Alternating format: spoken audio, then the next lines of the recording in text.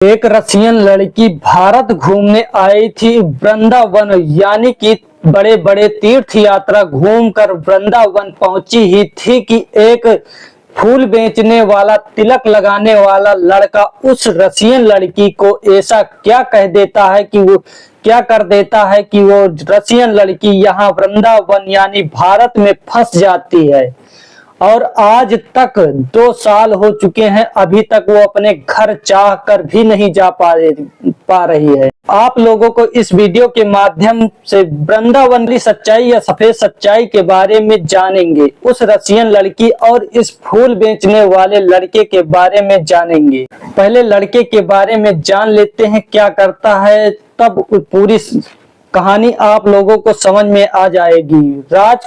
वृंदावन प्रेम मंदिर में एक लड़का रहता था और वो अपने दोस्तों के साथ रहता था और वहां पर मंदिर में फूल माला और तिलक लगाता था। सुबह उठता, पूजा पाठ करता, गायों की सेवा करता था और सुबह उठकर नहा धोकर प्रेम मंदिर वहां पर आ जाता था, फूल बेचता था अपनी माँ के साथ और लोगों को तिलक लगाता था। पैसे पाकर अपने परिवार भरण पोषण करता था, घर चलाता था उस पैसों का। और कुछ दिनों बाद वहां पर एक रशियन लड़की आती है, कुछ दिनों तक रहती है और जब उस लड़के का निगाह उस लड़की पर पड़ता है तो अपने दोस्तों में कहता है कि वो लड़की मुझे पसंद है। लेकिन उसके दोस्त कहते हैं तो इसमें क्या बड़ी बात है, चलो पूछते हैं।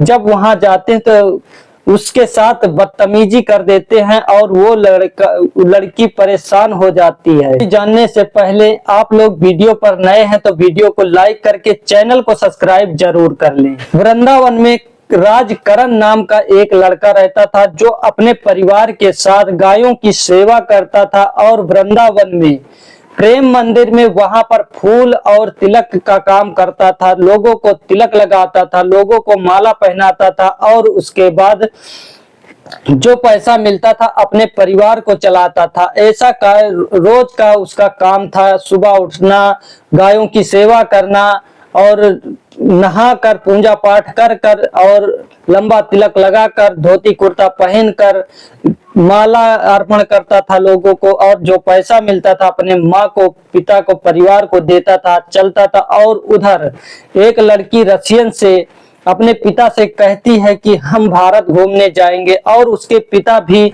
वहां भारत घूमने आए थे, वृंदावन घूमने आए थे। तब उनको अच्छा लगा था क्योंकि यहाँ पर गायों की सेवा होती है।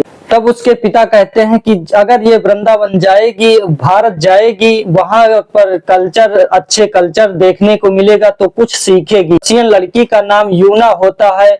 यूना 26 साल की होती है और रशियन से चलकर मुंबई आती है। मुंबई से वहां पर सर्च करती है मोबाइल में कि तीर्थ यात्रा, जो बड़े बड़े तीर्थ स्थल हैं कहाँ पर हैं, किस जगह पर हैं, सबसे बड़ा तीर्थ स्थल कहाँ पर अच्छा लगेगा। तो वहां से केदारनाथ पहुंच जाती है।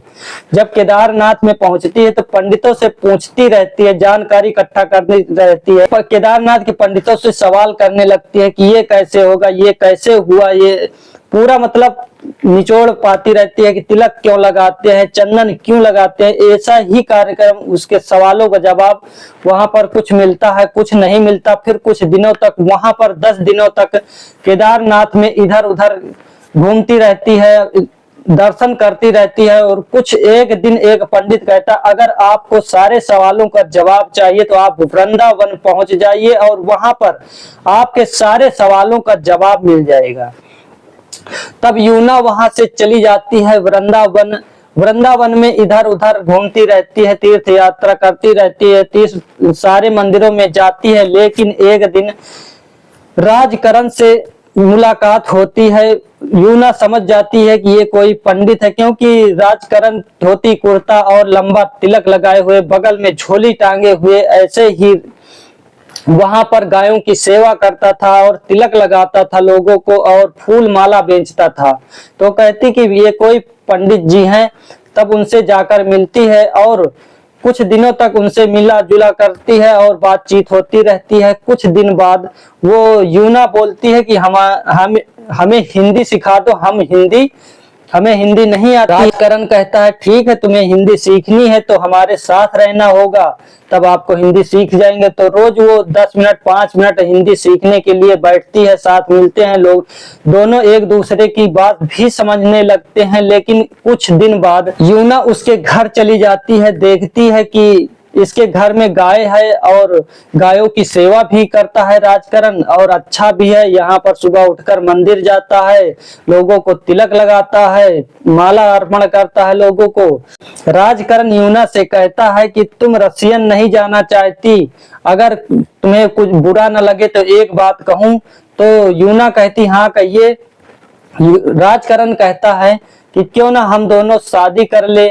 तो यूना कहती हाँ ठीक है, अगर हम वहां नहीं जाना चाहते। और राजकरण कहता हमारे घर परिवार वाले भी खुश हैं, खुश रहेंगे क्योंकि आपसे प्रेम भी करते हैं। और राजकरण अंदर ही अंदर प्रेम भी करने लगता है एक दूसरे से। यूना भी उससे प्रेम करने लगती लेकिन बताती नहीं। लेकिन एक दिन यूना को प्रपोज कर देता है और दोनों की शादी हो जाती है। यूना अपने परिवार में, घर में यानी रसियन को अपने मम्मी पापा को बताती है कि हमने एक शादी भी कर ली। लेकिन यूना के मम्मी पापा भी खुश हो जाते हैं क्योंकि उसे कोई दिक्कत नहीं थी यहाँ के कल्चर से, और वहां पर शादी कर ली। और यहाँ राजकरण के भी माता पिता भी खुश रहते हैं।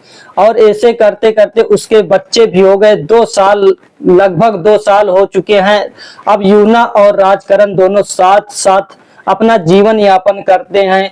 और उसी प्रेम मंदिर, वृंदावन के प्रेम मंदिर में गायों की सेवा के साथ फूल माला तिलक लोगों को लगाती है और वो दोनों खुशी खुशी अपना जीवन यापन करती हैं। तो दोस्तों, आप लोगों को इस कहानी ये सच्ची कहानी है, इस सच्ची कहानी से आपको क्या सीख मिली कमेंट में जरूर बताइए। क्या राजकरण और यूना दोनों ने सही किया या फिर गलत किया, कमेंट में जरूर बताइएगा। ऐसी ये किसी के दिल दुखाने या लज्जित परेशान करने के लिए नहीं, ये लोगों को जागरूक करने के लिए वीडियो बनाई जाती है।